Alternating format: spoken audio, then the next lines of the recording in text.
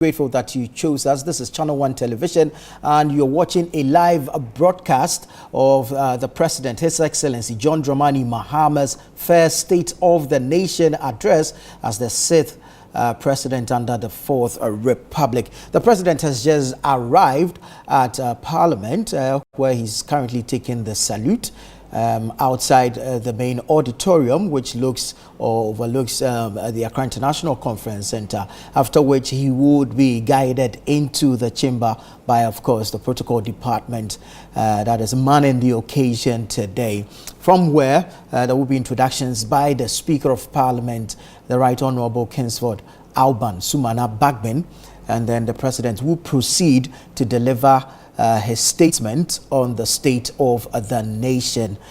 He is expected to touch on issues that bother on the economy, education, agriculture, the financial sector, amongst other key sectors, where, of course, previous speeches and, of course, directions or matters hinged on the President's manifesto, or the NDC manifesto, will be explained further in this particular address. Already, various stakeholders have made clear or have voiced out their expectations, and so we hope to see or hear that some of these are covered by the President in his State of the Nation address. This particular address is designed to outline the President's administration's key policies and priorities.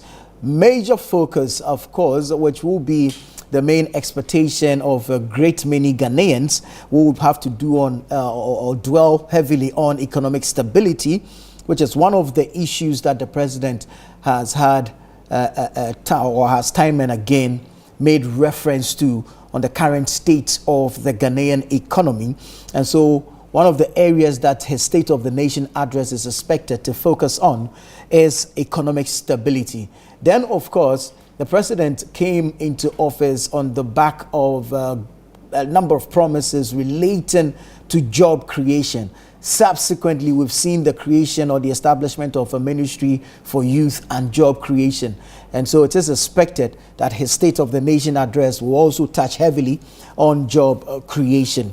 Then there's the issue of infrastructure development, one which is dear to the President. Recall that in his previous administration, he was touted as having embarked on a number of infrastructural development projects. This also remains key in this administration of his, and so it is the expectation of many that his address will focus on infrastructural development as well. Then, of course, there's the issue of national unity. Recall that the President, after having taken office, one of the first things he did was to take flight to the Upper East region to meet with the people of Boko and the chiefs there to help broker peace in the community. And so you know that peace and stability, unity and development are key priority areas for His Excellency John Dramani Mahama. It's been touted widely by the NDC and its assigns, supporters, of course, MPs, agents, members of Parliament, ministers of state, including the President himself, the resetting agenda. And so we're also looking forward that a proper explanation, or if you want an expatiation, is given to this resetting agenda and what its key strategies will be to revitalize the key sectors of the economy. We're expecting that clearly, as is always has to do with State of the Nation addresses, it will generate some widespread reactions. We'll most likely hear from the opposition and its members in Parliament. We'll hear from economists on what they make of some of the policies or strategies that will be outlined by His Excellency the President. And then, of course, some industry giants or industry players regarding some of the things that will be said. The President has made a promise, which promise has been reiterated by his ministers, even going through their vetting and, of course, subsequently being sworn in as ministers of state, which promise has to do with the removal of some taxes, especially within the first 120 days of His Excellency John Dramani Mahama. And so we are also looking forward to hear about some of these things. The removal of the e-levy, the COVID levy, the betting tax, that 10% betting tax and all. And so we look forward to seeing and hearing the president speak to some of these issues. I'm in studio with my colleague and the head of current affairs production here at Channel One Television and on 97.3 City FM, Fred Tete Jabano. We'll be looking at a number of things, including what the expectation of many is on what the president's message should dwell on. But also we know that a number of activities are lined up. There's just around the corner in a few hours to come, the 28th February commemoration. Then there's also the issue of the Independence Day celebration on the 6th of March, which some changes have been made by this current administration. We understand it wouldn't be as flamboyant as it has been over the years. And so we'll be expecting to hear him touch on some of these issues. But let me come to you, Fred. General expectations. Nana, like you rightly said before, this is going to be President Mahama's first State of the Nation in his second term. Exactly. In the helms of affairs. Yeah. This is going to be his fifth or sixth State of the Nation's address. Yeah. This Don't will be forget sixth. Yes, because he started in 2012 exactly. when he ended the tenure of former President Mills, and he did his 4 years. 4 years. So this is going to be his sixth. So this will be sixth. This is going to be his sixth State of the Nation's address. This is nothing new to him coming back to the presidency. For me, I think that this State of the Nation address is going to be in two parts. The first part is going to assess the last year or the tenure of the former government led by Nana Akufo-Addo, and also now assess his first 1 month in power. As we speak now, he's done about a month and 2 weeks in power, running the affairs of the state. So he's going to assess the last administration, what was left to him to come and take over, and what he's been able to do within this 1 month as president running the affairs of this country. So there are two things the president will be doing today, to look at what was given to him as president when he took over power in January 7th, and from January 7th till now, what he's been able to do as president, what the country is at this particular moment. That is what the president is expected to deliver to us. We are going to look at various aspects of governance. We're going to look at the economy. He's going to look at mining. He's going to look at education.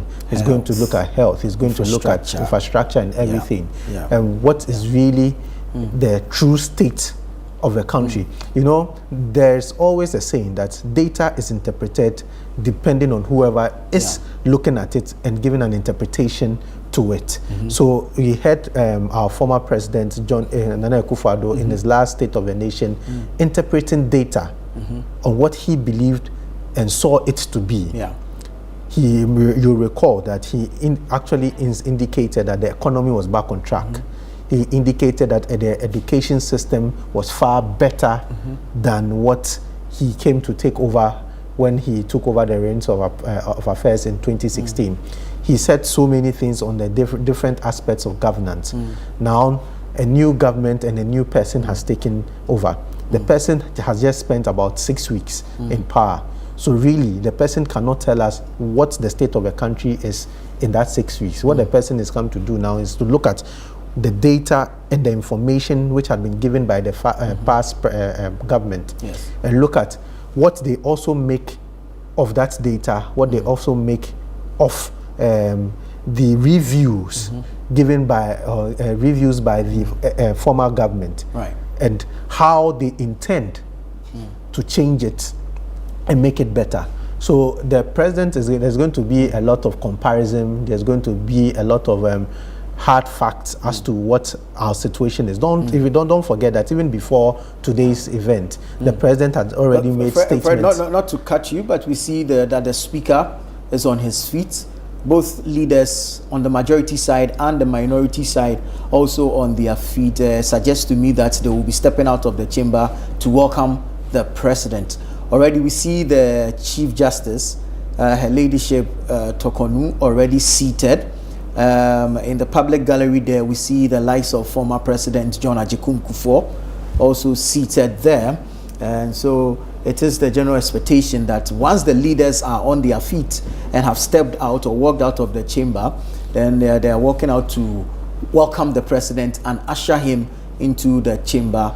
Pleasantries will follow, formalities will also follow, and then he will be given the opportunity to deliver his message on the state of the nation. Samira Faye has also joined us. I'll have you wrap up briefly and then pick Sami's thoughts. Hopefully by then the president is in the chamber, and then we can cross over. One interesting thing is the choice of the color of the attire of the members of parliament. I was going to come to that. It appears the minority are all clad in dark. Black. Yes. I don't want you to use black, but dark colors.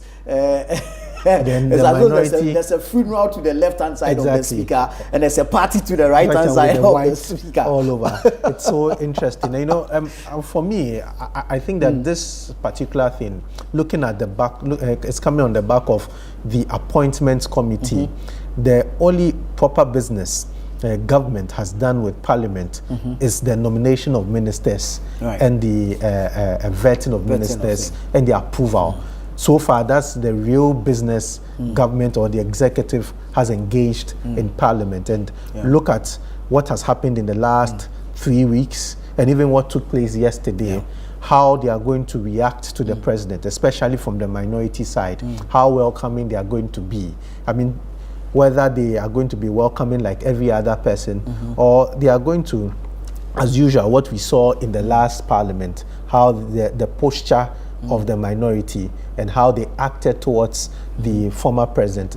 Is it going to be the same posture? These are some of the things we'll be looking out for in today's at today's event. But back to what I was saying, my expectations of the president. I think that generally President Mahama has already given us an indication of what he's going to say. In the past few weeks, he's been speaking a lot. He's been talking about the economy, how bad the economy is according to him.